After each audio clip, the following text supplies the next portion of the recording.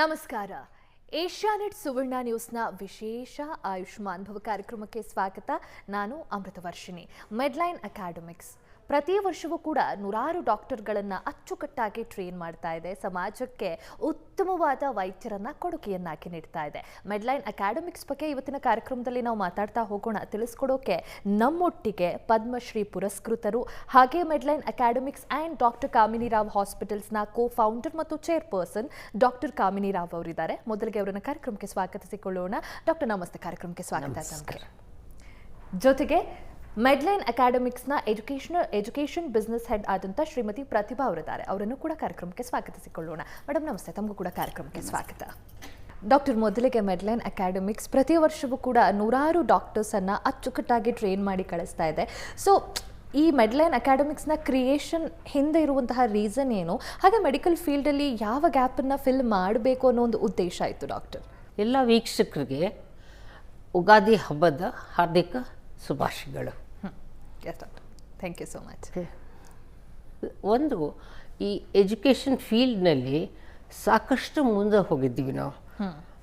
ಪ್ರತಿಯೊಂದು ಪ್ರಿಂಟ್ ಅಥವಾ ಎಲೆಕ್ಟ್ರಾನಿಕ್ ಮೀಡಿಯಾನಲ್ಲಿ ಪ್ರತಿದಿನ ಏನಾದರೂ ಒಂದು IVF ಬಗ್ಗೆ, ಟೆಸ್ಟ್ ಟ್ಯೂಬ್ ಬಗ್ಗೆ ಅಥವಾ ಭ್ರೂಣದ ಬಗ್ಗೆ ಏನಾದರೂ ಒಂದು ಸುದ್ದಿ ಬರ್ತಾನೇ ಇರುತ್ತೆ. ಅದಕ್ಕೆ ಸಾಕಷ್ಟು ಮಾಹಿತಿ ಸಿಗ್ತಾಯಿದೆ. ಬಟ್ ಏನು ಕೊರತೆ ಇದೆ ಅಂತಂದರೆ ಅದ್ರ ಮಾಹಿತಿನಲ್ಲಿ ಸೈಂಟಿಫಿಕ್ ಆಗಿ ಕೋರ್ಸಸ್ ಇಲ್ಲ. ಸೊ MD ಮಾಡಿರ್ತಾರೆ. ಈ ಎಜುಕೇಷನ್ ಏನು ಇದು ಆನ್ಲೈನ್ ಮಾಡ್ತಾ ಇದ್ದೀವಿ, ಇದು ಏನು ಅದ್ಭುತ ಅಂತಲ್ಲ. ಇದು ನಾವು ಮುಂಚೆನೂ ಮಾಡ್ತಾಯಿದ್ವಿ. ಅಂದರೆ ನಾನು ಶುರು ಮಾಡಿದಾಗೆ ಆಲ್ಮೋಸ್ಟ್ ಓವರ್ 35 ಇಯರ್ಸ್ ನಾನು ಇದು ಟ್ರೈನಿಂಗ್ ಮಾಡ್ತಾಯಿದ್ದೆ. UK ಬಂದ ತಕ್ಷಣ ಈ ಟ್ರೈನಿಂಗ್ ನಾನು ಶುರು ಮಾಡಿದ್ದು. ಅದಾದ ನಂತರ ಒಂದು ಡಜನ್ ಸ್ಟೂಡೆಂಟ್ಸ್ನ ಟ್ರೈನ್ ಮಾಡ್ತಾಯಿದ್ದೆ ನಾನು. ಆಮೇಲೆ ನೋಡಿದರೆ ಅದು ಸಾಕಾಗ್ತಾ ಇರಲಿಲ್ಲ, ಬಿಕಾಸ್ ತುಂಬ ಸ್ಟೂಡೆಂಟ್ಸ್ ಕೇಳ್ತಾಯಿದ್ರು, ನಂಗೆ ಜಾಗ ಇರಲಿಲ್ಲ.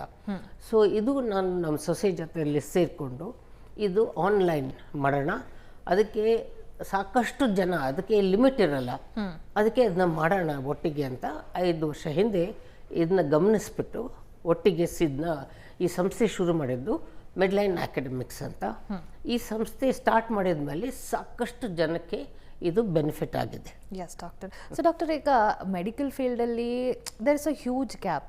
ನೀವು ಯಾವ ಒಂದು ಉದ್ದೇಶದಿಂದ, ಯಾವ ಗ್ಯಾಪನ್ನು ಫಿಲ್ ಮಾಡಬೇಕು ಅನ್ನೋ ಉದ್ದೇಶದಿಂದ ಈ ಒಂದು ಅಕಾಡೆಮಿಯನ್ನು ಆರಂಭ ಮಾಡಿದ್ರಿ ಡಾಕ್ಟರ್? ಬಿಕಾಸ್ ಇಲ್ಲಿ ಎಲ್ಲರೂ IVF ಸ್ಟಾರ್ಟ್ ಮಾಡ್ತಾ ಇದ್ದಾರೆ ಕ್ಲಿನಿಕ್ಸ್, ಬಟ್ ನಾಲೆಡ್ಜ್ ಇಲ್ಲ. Correct doctor. ಸೊ ಪ್ರೆಗ್ನೆನ್ಸಿ ಬರಬೇಕಾದ್ರೆ ಅದಕ್ಕೆ ಸಾಕಷ್ಟು ಅದ್ರ ಹಿಂದೆ ಮಾಹಿತಿ ಕಲ್ತ್ಕೊಳ್ಬೇಕು. ಅದು ಇಲ್ಲದೆ ಇದ್ರಿಂದ so human personal is required. So ಅದು ಪರ್ಸನಲ್ ಬರಬೇಕಾದ್ರೆ ಆ ಏನು ಗ್ಯಾಪ್ ಇದೆ ಅದನ್ನ ನಾವು ಫಿಲ್ ಮಾಡ್ತಾಯಿದ್ದೀವಿ. ಕಂಟೆಂಟ್ ಅದು ಮಾಡ್ತಾಯಿದ್ದೀವಿ.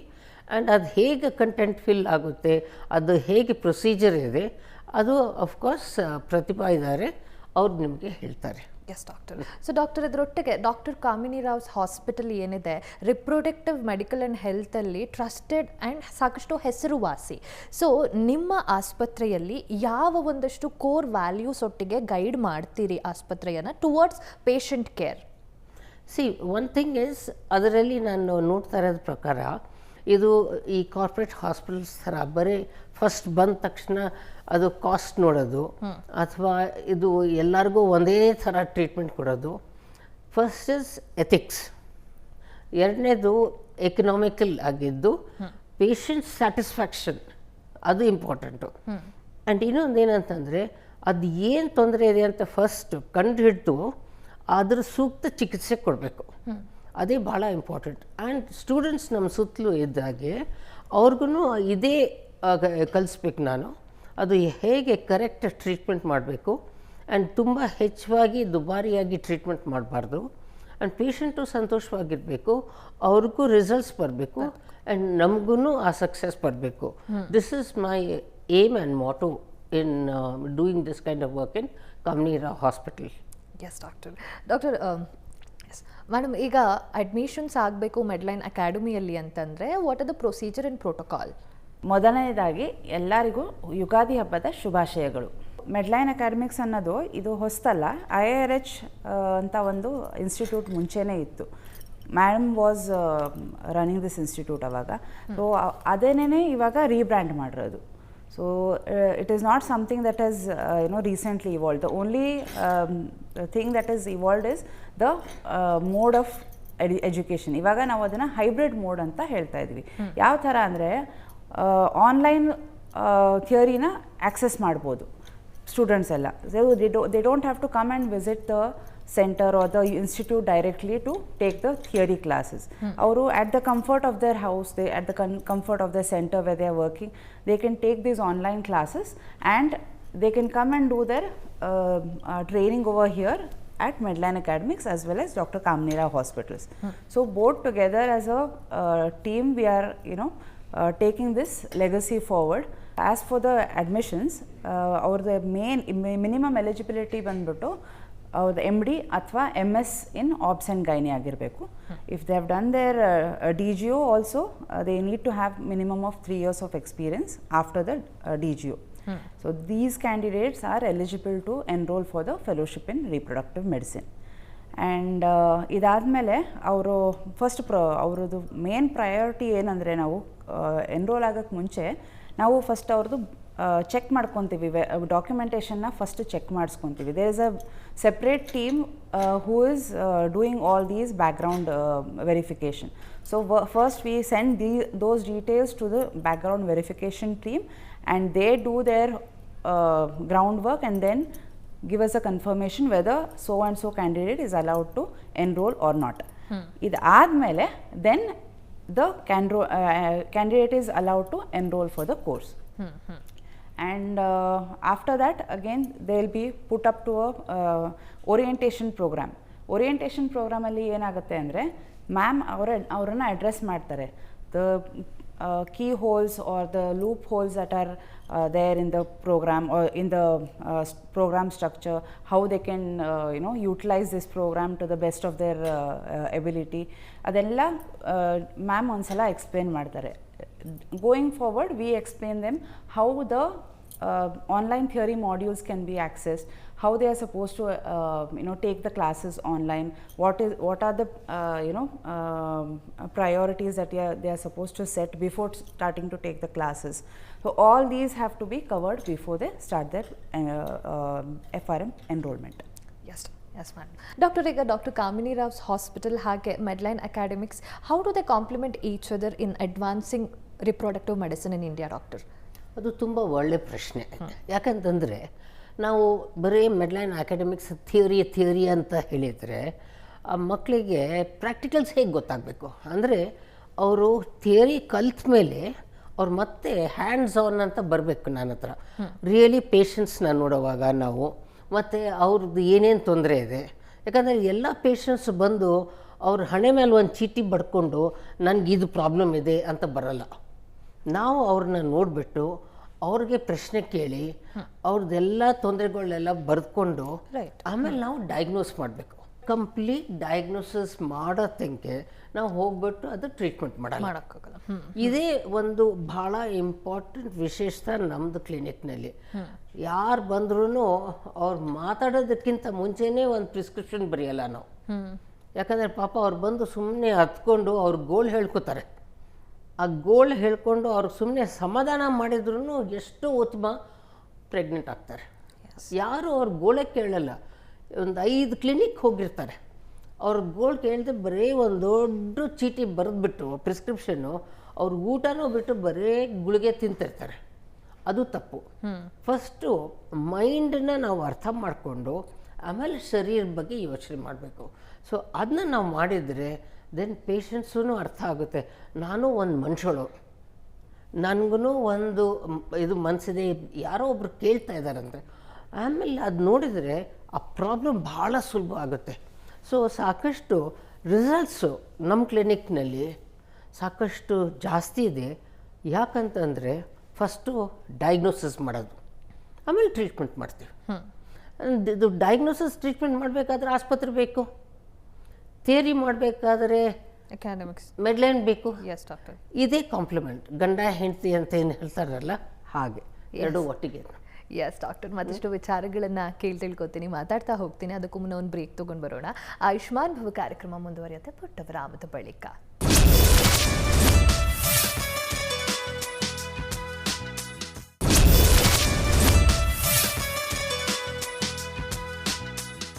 ವಿರಾಮದ ಬಳಿಕ ಆಯುಷ್ಮಾನ್ ಭವ ವಿಶೇಷ ಕಾರ್ಯಕ್ರಮಕ್ಕೆ ಮತ್ತೊಮ್ಮೆ ಸ್ವಾಗತ. ಮೇಡಮ್, ಈಗ ಮೆಡ್ಲೈನ್ ಅಕಾಡೆಮಿಕ್ಸ್ ಹಲವಾರು ಡಾಕ್ಟರ್ಸನ್ನು ಟ್ರೈನ್ ಮಾಡ್ತಾ ಇದೆ across India and across abroad. So ಯಾವ ರೀತಿ ಮೆಡ್ಲೈನ್ ಅಕಾಡೆಮಿಕ್ಸ್ ಬೇರೆ ಟ್ರೆಡಿಷ್ನಲ್ ಮೆಡಿಕಲ್ ಫೆಲೋಶಿಪ್ಸ್ಗಿಂತ ಯೂನಿಕ್ ಆಗಿದೆ, ಡಿಫ್ರೆಂಟ್ ಆಗಿದೆ? ಸೊ ನಮ್ಮದು ಮೆಡ್ಲೈನ್ ಅಕಾಡೆಮಿಕ್ಸ್ ಅಂತಂದರೆ it is not only limited, ಇವಾಗ ಬರೀ ಇದು ಕರ್ನಾಟಕದ ಮಾತ್ರ ಸೀಮಿತವಲ್ಲ. ಇವಾಗ ನಮಗೆ students are from all over the world. ಎಲ್ಲ ಕಡೆಯಿಂದನೂ ನಮಗೆ ಸ್ಟೂಡೆಂಟ್ಸ್ ಬರ್ತಾ ಇದ್ದಾರೆ, right from Africa, Australia, all those countries which are which have Middle East countries as well. So ಈ ಥರ ಸ್ಟೂಡೆಂಟ್ಸ್ ಎಲ್ಲ ಆ ಕಡೆಯಿಂದನೂ ಬರ್ತಾ ಇದ್ದಾರೆ. And right from Kashmir to Kanyakumari ಎಲ್ಲ ಕಡೆಯಿಂದನೂ ನಮಗೆ ಎಲ್ಲ ಸ್ಟೇಟ್ಸಲ್ಲೂ ಒಬ್ಬೊಬ್ರು ಮಿನಿಮಮ್ ಒಂದೊಂದು ಸ್ಟೂಡೆಂಟ್ ಇದ್ದಾರೆ. So they all come here only because ನಾವು ಒಂದು ಸೆಟ್ ಪ್ಯಾಟರ್ನ್ನ ಫಾಲೋ ಮಾಡ್ತಾ ಇದ್ದೀವಿ. ಹೇಗೆ ಅಂದರೆ ಒಂದು LMS ಲರ್ನಿಂಗ್ ಅಂತ ಒಂದಿದೆ, ನಮ್ಮದು ಲರ್ನಿಂಗ್ ಮ್ಯಾನೇಜ್ಮೆಂಟ್ ಸಿಸ್ಟಮ್ ಅಂತ. There we offer these online theory modules. Online theory ಮಾಡ್ಯೂಲ್ಸ್ನ ಅವರು ಸ್ಟ್ರಿಕ್ಟ್ಲಿ ಅವರು ಇಂಥ ಟೈಮ್ ಅಂತ ಇರುತ್ತೆ, ಆ ಸರ್ಟನ್ ಲಿಮಿಟೆಡ್ ಟೈಮಲ್ಲೇ ಅವರು ಕಂಪ್ಲೀಟ್ ಮಾಡಿಕೊಂಡು they have to submit their weekly assignments. ಈ ವೀಕ್ಲಿ ಅಸೈನ್ಮೆಂಟ್ಸ್ ಎಲ್ಲ ಅವರು ಸಬ್ಮಿಟ್ ಮಾಡಿಕೊಂಡು and all these classes that they are attending, live classes, ಅದು ಲೈವ್ ಆ್ಯಂಡ್ ಇಂಟ್ರಾಕ್ಟಿವ್ ಕ್ಲಾಸಸ್, ಅವರು ಅದನ್ನು ಅಟೆಂಡ್ ಮಾಡಲೇಬೇಕು live. They have to maintain a certain percentage of attendance for these live classes. So that is also equally important. And after all these 9 months of theory sessions, ಇದೆಲ್ಲ ಆದಮೇಲೆ ಅವ್ರಿಗೆ they have to come and attend the simulation training. Simulation training ಅಂತ ನಾನು ಏನು ಇದು want to specify ಇಲ್ಲಿ, we have simulation training for all the procedures that, and this is one of its kind in all over India. We are the only ones who have this kind of simulation training in Medline Academics. So doctor, ಈಗ globally fertility issue ಅನ್ನೋದು ಹೆಚ್ಚಾಗ್ತಿದೆ doctor. So addressing it ಅದು ತುಂಬ important. So specialised fertility hospital ಆಗಿರೋದು ಬೆಂಗಳೂರಿನಲ್ಲಿ ಅತಿ ಹೆಚ್ಚು across ವರ್ಲ್ಡಿಂದ patients ಬರ್ತಾ ಇದ್ದಾರೆ ನಿಮಗೆ. ಸೊ ಯಾವ ರೀತಿ ನೀವು ಈ ಇಶ್ಯೂನ ಅಡ್ರೆಸ್ ಮಾಡ್ತಿದ್ದೀರಿ ಡಾಕ್ಟರ್? ಇದು ಇಶ್ಯೂ ಅಡ್ರೆಸ್ ಮಾಡಬೇಕಂತಂದರೆ ಒಂದು ರೀತಿ ಫಸ್ಟು ಮಾಹಿತಿ ಕೊಡಬೇಕಾಗುತ್ತೆ. ಸಿ ಹೆಂಗಸರಿಗೆ ಫರ್ಟಿಲಿಟಿ ಪೀರಿಯಡ್ ಏನಿದೆ ಲಿಮಿಟೆಡ್ ಇದಿದೆ. ಸೊ ಈವನ್ ಎಂಪ್ಲಾಯರ್ಸ್ ಏನು ಮಾಡ್ತಾರೆ, ಅಯ್ಯೋ ಇವರು ಮನೆಯಲ್ಲೇ ಇರ್ತಾರೆ ಮತ್ತು ಮೆಟರ್ನಿಟಿ ಲೀವಿಗೆ ದುಡ್ಡು ಕೊಡಬೇಕು ಇದು ಅಂತ ಎಂಪ್ಲಾಯರ್ಸ್ ಆಲ್ಸೋ ಯೋಚನೆ ಮಾಡ್ತಾರೆ ಅದ್ರ ಬಗ್ಗೆ. ಸೊ ಅದರಿಂದ ಹೆಂಗಸರು ಏನು ಹೇಳ್ತಾರೆ, ಅಯ್ಯೋ ಅದೆಲ್ಲ ಬೇಡ, ಅಲ್ಲಿ ಗಿವ್ ಅ ಬಾಂಡ್, ನಾನು ಪ್ರೆಗ್ನೆನ್ಸಿ ಆಗಲ್ಲ but I want to climb the ladder. So ಇದೇನಾಗುತ್ತೆ, ಇದು ಒಂದು ಚಿಕನ್ ಆ್ಯಂಡ್ ಎಗ್ ಸ್ಟೋರಿ ಥರ ಆಗಿಬಿಡುತ್ತೆ. ಸೊ ಅವರು ಇದು ಮಾಡಿಬಿಟ್ಟು ತಡ ಮಾಡ್ತಾರೆ. ಸೊ ಬೈ ದ ಟೈಮ್ ಒಂದು 30-35 ಇಯರ್ಸ್ ಆಗಿಬಿಟ್ರೆ ಮೊಟ್ಟೆ ಕ್ವಾಲಿಟಿ ಕಮ್ಮಿ ಆಗುತ್ತೆ. So delaying of marriage.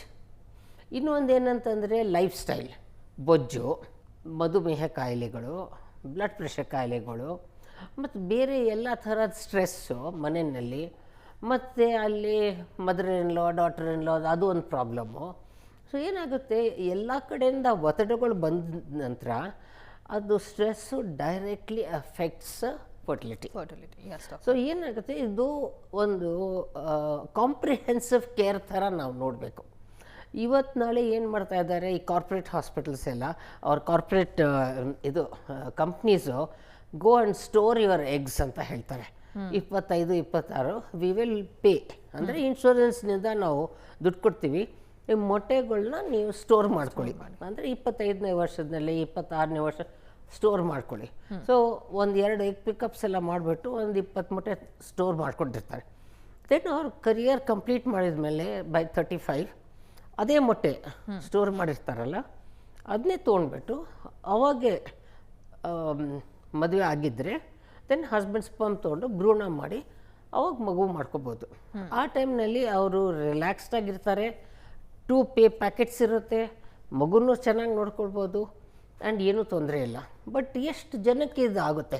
ಆಗತ್ತೆ. Yeah, that is the question. But that is the problem. So ಸರಿ ಟೈಮ್ನಲ್ಲಿ ಏನಾಗಬೇಕು ಅದಾಗಬೇಕು. ನಾವು ಇದೆಲ್ಲ ನಾವು ಮ್ಯಾನ್ ಮೇಡ್. ಎರಡನೇದು ಏನಂದರೆ ಹೀಟ್ ಆ್ಯಂಡ್ ಈಟ್, ಆ ಫುಡ್ ಅಡಲ್ಟ್ರೇಷನು, ಅದರಿಂದನೂ ಪ್ರಾಬ್ಲಮ್ಸ್ ಆಗುತ್ತೆ. ಈಗ ಎಷ್ಟೋ ಸಲ ಇವಾಗ ಚಿಕನ್ ತಿಂದ್ರೂ ಅದರಲ್ಲೆಲ್ಲ ಅಡಲ್ಟ್ರೇಷನ್ ಇರುತ್ತೆ. ಮತ್ತು ಈ ಹೀಟ್ ಆ್ಯಂಡ್ ಈಟ್ನಲ್ಲಿ ಕಲರಿಂಗ್ ಹಾಕಿರ್ತಾರೆ. ಎಷ್ಟೋ ಹೋಟೆಲ್ಸ್ನಲ್ಲೆಲ್ಲ ಫುಡು ಇದು ರುಚಿಯಾಗಿರ್ಬೇಕಂತ ಕಲರ್ ಕೊಟ್ಟಿರ್ತಾರೆ. ಮತ್ತು ಇನ್ನೊಂದು ಆ ಪ್ಲಾಸ್ಟಿಕ್ನಲ್ಲಿ ಏನಿರುತ್ತೆ ರ್ಯಾಪ್ ಮಾಡಿರ್ತಾರಲ್ಲ, ಅದೂ ಎಲ್ಲನೂ ಟಾಕ್ಸಿಕ್ ಇರುತ್ತೆ. ಬಟ್ ಇದೇನಾಗುತ್ತೆ, ಈ ಮ್ಯಾಕ್ಡೊನಾಲ್ಡು, KFC ಇಂಥವೆಲ್ಲನೂ ತೊಗೊಳ್ತೀರಲ್ಲ, it's not good. Trans fat ಇರುತ್ತೆ. ಸೊ ಅದಕ್ಕೋಸ್ಕರ ಮಕ್ಕಳಿಗೆ ಚಿಕ್ಕ ವಯಸ್ಸಿನಿಂದನೇ ನಾವು ಹೇಳಬೇಕು, freshly cooked food is the best way to keep yourself healthy ಅಂತ. Yes doctor. ಆ ಚೈಲ್ಡ್ಹುಡ್ ಒಬಿಸಿಟಿ ಇದೂ ಒಂದು ಪ್ರಾಬ್ಲಮ್. ಸೊ ಅದಕ್ಕೋಸ್ಕರ ನಾವು ದೊಡ್ಡವರಾಗಿ ತಂದೆ ತಾಯಿಯಾಗಿ ಟೀಚರ್ಸ್ ಆಗಿ ನಾವು ಇದು ಹೇಳ್ಕೊಡ್ಬೇಕು ಮಕ್ಕಳಿಗೆ.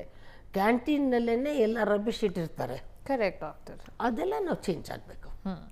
S doctor. ಮತ್ತಷ್ಟು ವಿಚಾರಗಳನ್ನು ತಿಳ್ಕೊತೀನಿ. ಮತ್ತೊಂದು ಬ್ರೇಕ್ ತಗೊಂಡು ಬರೋಣ. ಆಯುಷ್ಮಾನ್ ಭವ ಕಾರ್ಯಕ್ರಮ ಮುಂದುವರೆತೆ ಮತ್ತೊಂದು ಪುಟ್ಟ ವಿರಾಮದ ಬಳಿಕ.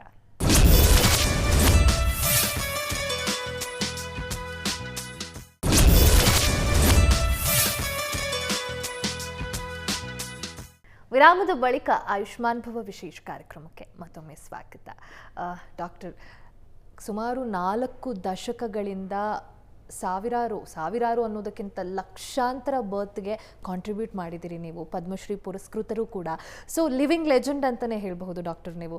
4 ದಶಕಗಳಲ್ಲಿ ರಿಪ್ರೊಡಕ್ಟಿವ್ ಮೆಡಿಸಿನ್ ಫೀಲ್ಡ್ ಮುಂಚೆ ಹೇಗಿತ್ತು, ಹಾಗೆ ಈಗ ನೀವು ಓವರ್ ದ ಡಿಕೆಟ್ಸ್ ನೋಡಿದ್ರೆ ಯಾವ ರೀತಿಯ ಚೇಂಜಸನ್ನು ನೋಡ್ತಿದ್ದೀರಿ, ಮುಂದೆ ಏನು ಬದಲಾವಣೆಗಳಾಗಬಹುದು ಡಾಕ್ಟರ್? ಸುಮಾರು ಬದಲಾವಣೆ ಆಗ್ಬೋದು. ಇನ್ನೂ ಹೊಡೆಯೋಕ್ಕಾಗಲ್ಲ. ಯಾಕಂದರೆ ನಾವು ಶುರು ಮಾಡಿದಾಗೆ ಭಾಳ ಸಿಂಪಲ್ಲಾಗಿ ಶುರು ಮಾಡಿದ್ವಿ. ಯಾಕಂದರೆ ಈ ಕಲ್ಚರ್ ಫ್ಲೂಯಿಡು ನಾವೇ ಮಾಡಬೇಕಾಗಿತ್ತು. ಮತ್ತು ಈ ಸೂಜಿಗಳು ಏನು ತರಬೇಕು ಎಲ್ಲನೂ ಫಾರಿನ್ನಿಂದ ತರಬೇಕಾಗಿತ್ತು. ಈಗ ಅದರ ಥರ ಏನಿಲ್ಲ.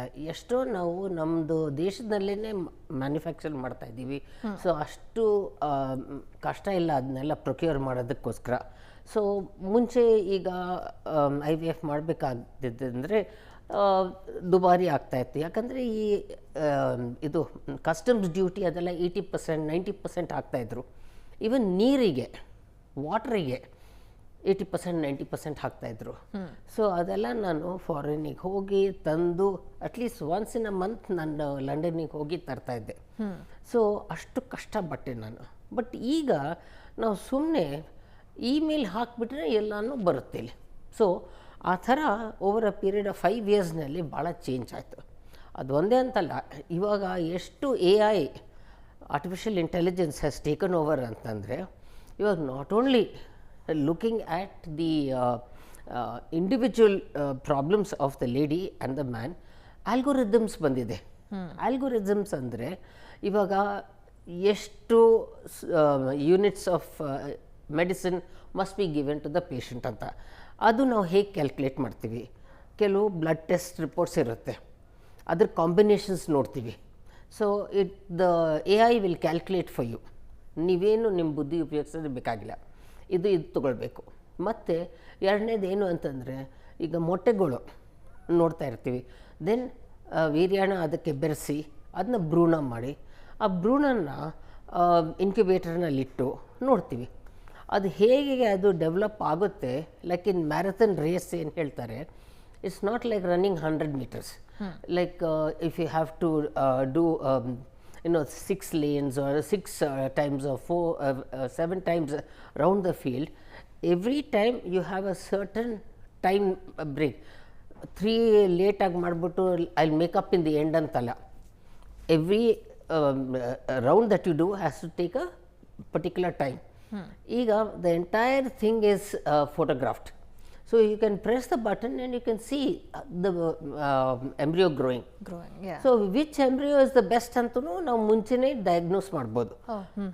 ಇನ್ನೊಂದು ಏನಂದರೆ, ಅದನ್ನ ತೊಗೊಂಡ್ಬಿಟ್ಟು ಭ್ರೂಣ ತೆಗೆದ್ಬಿಟ್ಟು ಅದ್ರ ಸುತ್ತಲೂ ಏನು ನೀರಿರುತ್ತಲ್ಲ ಅದನ್ನೇ ಹೋಗಿ ಜೆನೆಟಿಕ್ ಟೆಸ್ಟ್ ಮಾಡ್ಬೋದು. ಅದು ಭ್ರೂಣ ನೋಡೋಕ್ಕೆ ಚೆನ್ನಾಗಿರ್ಬೋದು, ಬಟ್ ಜೆನೆಟಿಕ್ಲಿ ಚೆನ್ನಾಗಿದೆಯಾ ಇಲ್ಲ, ವಂಶವಾಹಿ ಕಾಯಿಲೆ ಇದೆಯಾ ಏನು, ಅದನ್ನು ನೋಡ್ಬೋದು ನಾವು.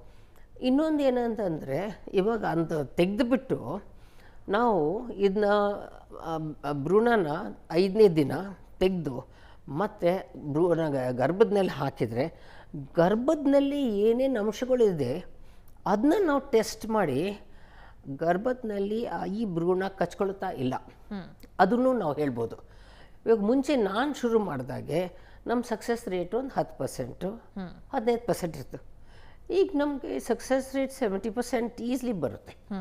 ಅಂದರೆ 10%ನಿಂದ ಶೇಕಡ 80% ಬರಬೇಕಾದ್ರೆ ಎಷ್ಟು ಇಂಪ್ರೂವ್ಮೆಂಟ್ ಆಗಿದೆ ಅಂತ ನಿಮಗೆ ಅರ್ಥ ಆಗಬೇಕು. Yes doctor. ಇದು ಒಂದೇ ಇಷ್ಟೇ ಅಲ್ಲ, ಎಷ್ಟು ಜನಕ್ಕೆ ವೀರ್ಯಾಣುಗಳು ಇರೋಲ್ಲ ಅಂಥವ್ರಿಗೆ ಸ್ಕಿನ್ ಸೆಲ್ಸ್, ಚರ್ಮದ್ದು ಖಂಡಗಳು ತೆಗೆದುಬಿಟ್ಟು ಅದನ್ನ ಸ್ಪರ್ಮ್ ಸೆಲ್ ಮಾಡೋದಕ್ಕೆ ಲೇಸರ್ ಮುಖಾಂತರ ಅದು ಡೆವಲಪ್ ಮಾಡಿದ್ದಾರೆ. ಅಂದರೆ ಪ್ರಾಣಿಗಳಲ್ಲೇ ಇದು ಮನುಷ್ಯರಿಗೂ ಬರುತ್ತೆ. ಆಮೇಲೆ ಸೇಮ್ ಥಿಂಗ್ ವಿಮೆನ್ನಿಗೆ ಅಂಡಾಣುಗಳು ಇಲ್ಲದೇ ಇದ್ದವರು ಅಥವಾ ಋತುಬಂಧ ಬೇಗ ಬಂದವರು ಅಂಥವ್ರಿಗೆ ಆರ್ಟಿಫಿಷಿಯಲ್ ಎಗ್ಸ್ನೂ ಮಾಡ್ಬೋದು.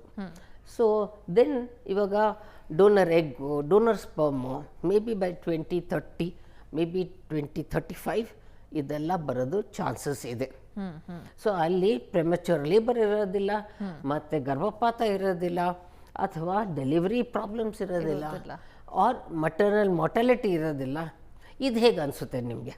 ಸೊ ಫೈನಲಿ ಈ ಥರ ಪ್ರಾಬ್ಲಮ್ಮು ಬರದೇ ಇರೋದು ಆಗ್ಬೋದು. ಆ್ಯಂಡ್ ಇದು ಬಹಳ ದೂರ ಇಲ್ಲ, ಇದೂ ಆಗುತ್ತೆ. ಸೊ ನಾವು ಎಲ್ಲಿಂದ ಶುರು ಮಾಡಿದ್ದೀವಿ, ನಾನು ಬದುಕಿಲ್ದಿರ್ಬೋದು, ಬಟ್ ಇದು ಬರುತ್ತೆ ನಾನು ಹೇಳೋದು. ಎಸ್ ಡಾಕ್ಟರ್, ದಟ್ ನೀವು ಹೇಳಿದ್ದು ವಿಚಾರಗಳನ್ನು ಕೇಳ್ತಿದ್ರೇ ಆ್ಯಕ್ಚುಲಿ ಖುಷಿ ಆಗುತ್ತೆ. ಟೆಕ್ನಾಲಜಿಕಲ್ ಡೆವಲಪ್ಮೆಂಟ್ಸ್ ಹೆಂಗೆ ಆಗ್ತಾ ಇದೆ. ನೀವು ಹೇಳಿದಾಗೆ ಮುಂಚೆ ಏನಾದರೂ ತರಬೇಕು ಅಂದರೆ ಅಬ್ರಾಡ್ ಟ್ರಾವೆಲ್ ಮಾಡಬೇಕಿತ್ತು ನೀವು, ಬಟ್ ಎಲ್ಲ easily accessible and many newer technologies ಬರ್ತಾ ಇದೆ doctor. Yes doctor, thank you so much doctor. ಇವತ್ತಿನ ಕಾರ್ಯಕ್ರಮದಲ್ಲಿ ನಮ್ಮೊಟ್ಟಿಗೆ ಜಾಯ್ನ್ ಆಗಿದ್ದಕ್ಕೆ it was great having a conversation with you and it's my honour and pleasure doctor. Thank you so much madam. ನಿಮಗೂ thank you. ನೋಡೋದಲ್ಲ ವೀಕ್ಷಕರೇ, ಇದಾಗಿತ್ತು ಈ ಹೊತ್ತಿನ ವಿಶೇಷ ಆಯುಷ್ಮಾನ್ ಭವ ಕಾರ್ಯಕ್ರಮ. ನೇರ ದಿಟ್ಟ ನಿರಂತರ ಸುದ್ದಿಗಾಗಿ ನೋಡ್ತಾ ಇರಿ ಏಷ್ಯಾನೆಟ್ ಸುವರ್ಣ ನ್ಯೂಸ್.